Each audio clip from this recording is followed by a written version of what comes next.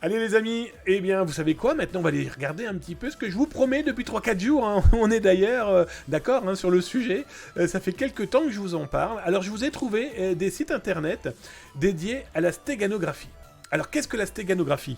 Eh bien c'est simple, vous avez une musique, dedans vous allez pouvoir y cacher une image ou un texte. Vous avez une musique, vous pouvez cacher un texte, vous avez une image, vous pouvez cacher du texte. Bref, c'est rendre impossible à la lisibilité si vous n'avez pas l'outil de déchiffrement, en tout cas qui va permettre d'extraire les données. Alors, vous retrouverez les liens dans les descriptifs tout simplement sur zatas.com. Vous irez dans la partie tuto. Vous retrouverez ce genre d'éléments avec les liens et puis justement les tutos. Et on va en faire un là justement de tuto. Ça vous permettra de voir comment ça fonctionne. Juste pour vous montrer qu'aujourd'hui, vous avez envie de cacher vos mots de passe dans une image et que vous ne souhaitez pas... voilà, l'image, vous la transportez peut-être sur une clé USB. C'est pas une bonne idée, hein, je vais être très clair avec vous, parce que voilà, il y a toujours plus curieux que soi sur votre ordinateur, bref, ou peut-être au bureau, et que donc du coup cette image, eh bien, à l'intérieur se cachent peut-être vos mots de passe, ou en tout cas des choses que vous souhaitez sécuriser sous cette forme-là.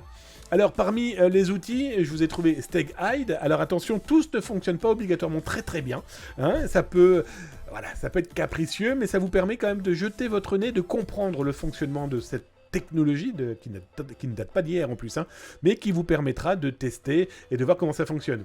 Alors, StegHide, MP3 Stego, qui lui est tout en ligne de commande, donc ça c'est pour ceux qui aiment bien la jouer ligne de commande. Vous avez aussi FreeSteganographie, et lui on va le tester, là dans un instant, on va se faire une petite démonstration.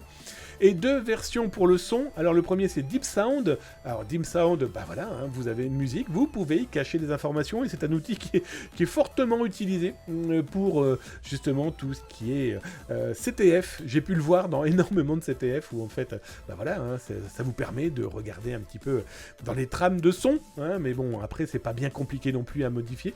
Il y en avait un qui avait été génialissimement fait, c'était l'année dernière au Forum international de la cybersécurité, qui d'ailleurs la version 2023 c'est au mois d'avril, hein, dans quelques semaines. Bah voilà, ils avaient planqué dans un son, ils avaient caché une information qu'il fallait retrouver. Et aussi donc BitQuiet qui vous fait exactement un peu la même chose.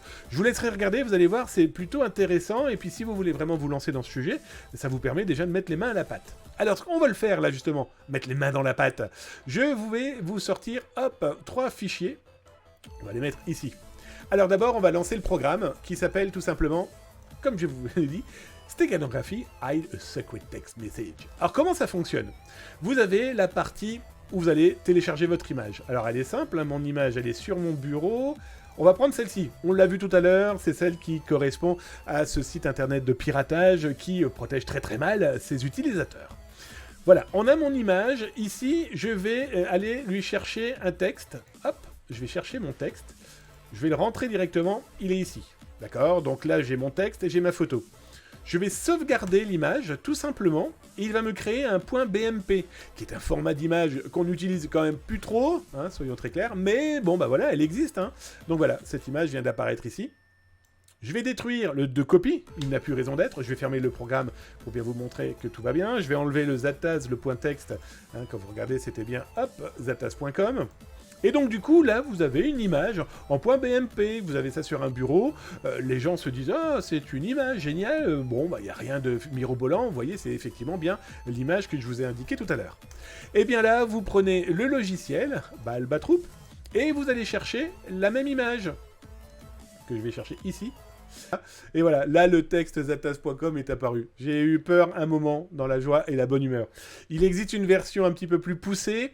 Bon voilà, c'est vraiment pour s'amuser, c'est vraiment pour ceux qui se disent tiens, j'ai envie de cacher sur mon poste voilà, mes mots de passe dans l'image, pourquoi pas.